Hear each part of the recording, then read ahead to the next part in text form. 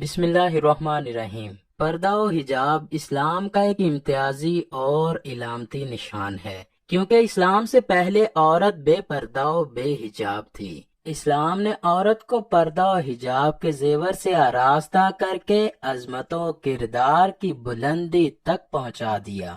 لیکن اکثر ہمارے ذہنوں میں یہ سوال پیدا ہوتا ہے کہ عورت کو آخر پردے کا حکم کیوں دیا گیا؟ وہ کون سا ایسا واقعہ پیش آیا کہ اللہ پاک نے مسلمان عورتوں کو پردہ کرنے کے لیے آیات نازل فرما دی؟ نبی کریم کی بعثت سے لے کر 14 سال تک کیوں پردہ و حجاب کی ضرورت نہ پڑی؟ حضور صلی اللہ علیہ وآلہ وسلم کی بعثت سے پہلے جبکہ انسانیت دم توڑ رہی تھی، فحاشی و بے حیائی اور جنسی انارکی بھی عروج پر تھی، پردے کا ماحول بالکل ختم ہوتا جا رہا تھا، سوائے عرب کے کچھ شریف خاندانوں کے جو اس آوارگی سے دور تھے اور اس کو معیوب سمجھتے تھے۔ لیکن اکثریت فحاشی اور بے حیائی کے اس سیلاب میں بہتی جا رہی تھی، اور یہ بے حیائی اس حد تک بڑھ رہی تھی کہ عورتیں بے شرمی کے ساتھ بلا جھجک اجنبی مردوں کے ساتھ بازاروں اور گلی کوچوں میں بے پردہ بن ٹھن کر پھرا کرتی تھیں۔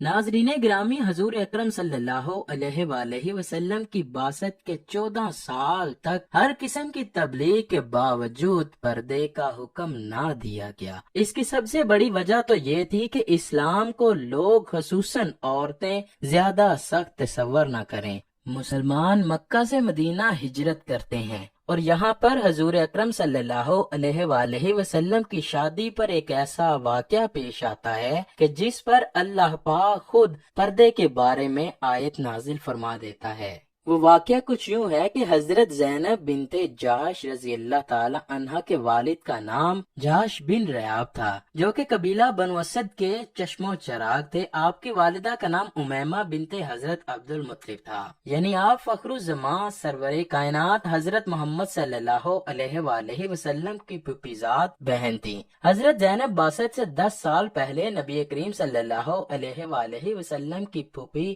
امیمہ بنت حضرت عبد المطلب کے گھر پیدا ہوئی۔ پیدائش پر آپ کا نام برہ رکھا گیا، لیکن جب آپ ایمان لے آئیں تو نبی کریم نے آپ کا نام زینب رکھا اور آپ نے نبی کریم کے سایہ شفقت میں تعلیم و تربیت حاصل کی۔ حضرت زینب بنت جاش نہایت پرہیزگار، دیندار، راست گوئی، صدقہ دینے اور اپنے عزیز و اقارب کا خیال رکھنے والی خاتون تھیں۔ جب آپ جوان ہوئی تو نبی کریم نے آپ کا نکاح اپنے منہ بولے بیٹے حضرت زید رضی اللہ تعالیٰ عنہ سے طے فرما دیا، لیکن یہ شادی زیادہ دیر نہ چل سکی اور صرف 1 سال بعد حضور کے منہ بولے بیٹے حضرت زید حضور اکرم کے پاس حاضر ہوئے اور عرض کی، یا رسول اللہ، مزید یہ نکاح نہیں چل سکتا، ہم دونوں کی طبیعت بالکل جدا ہے۔ اللہ پاک قرآن میں اس کو یوں فرماتا ہے، اے رسول، وہ وقت یاد کرو جب آپ اس شخص سے کہہ رہے تھے جس پر اللہ نے اور آپ نے احسان کیا تھا کہ اپنی بیوی کو اپنے پاس رہنے دے، اسے نہ چھوڑ اور اللہ سے ڈر۔ لیکن اللہ پاک کی رضا یہی تھی کہ حضرت زید اور حضرت زینب بن جاش میں طلاق ہوئی۔ اب حضور افسردہ رہنے لگے، اس لیے سرور کائنات حضرت محمد صلی اللہ علیہ وآلہ وسلم نے یہ فیصلہ کیا کہ وہ اپنی طلاق یافتہ پھوپھیزاد سے نکاح فرما کر انہیں ازواج مطہرات میں شامل فرما لیں۔ حضور اکرم صلی اللہ علیہ وآلہ وسلم نے حضرت زینب بنت جاش کو نکاح کا پیغام بھیجا، جسے انہوں نے قبول کیا اور 4 ہجری میں نکاح ہوا۔ نکاح کے اگلے دن دعوت ولیمہ ہوئی۔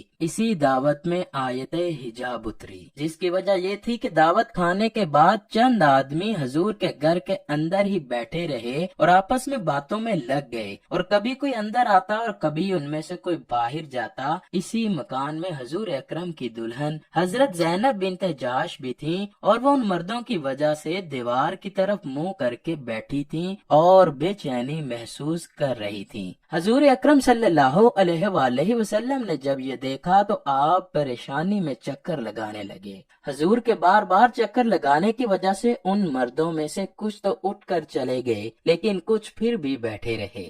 ناظرین گرامی، یہ یاد رہے کہ یہ سب باتیں اللہ پاک نے قرآن میں خود اتاری ہیں، جنہیں آپ کو اس واقعے کے بعد پیش کیا جائے گا۔ چنانچہ نبی کریم نے محسوس کیا کہ یہ چند مرد بلا اجازت اندر باہر آ جا رہے ہیں، اور کچھ تو کھانا کھا کر بھی بحث میں پڑے ہیں اور اپنے گھروں کو نہیں جا رہے۔ رات کافی گزر گئی تھی اور حضرت زینب نئی نویلی دلہن کی طرح نیا جوڑا پہنے ان مردوں کی وجہ سے دیوار کی طرف منہ کر کے بیٹھی ہیں۔ آپ صلی اللہ علیہ وآلہ وسلم یہ دیکھ کر کچھ دیر کے لیے خاموش بیٹھ گئے، اور پھر آپ نے فرمایا کہ مجھ پر وہی نازل ہوئی ہے جس کے الفاظ یوں ہیں: اے ایمان والو، نبی کے گھروں پر مت جایا کرو مگر جس وقت تم کو کھانے کے لیے اجازت دی جائے، اسی طور پر کہ تم اسی کی تیاری کے منتظر نہ رہو، لیکن جب تم کو بلایا جائے تب جایا کرو، پھر جب کھانا کھا چکو تو اٹھ کر چلے جایا کرو، اور باتوں میں جی لگا کر مت بیٹھے رہو، اس بات سے نبی کو ناگواری پیدا ہوتی ہے، سو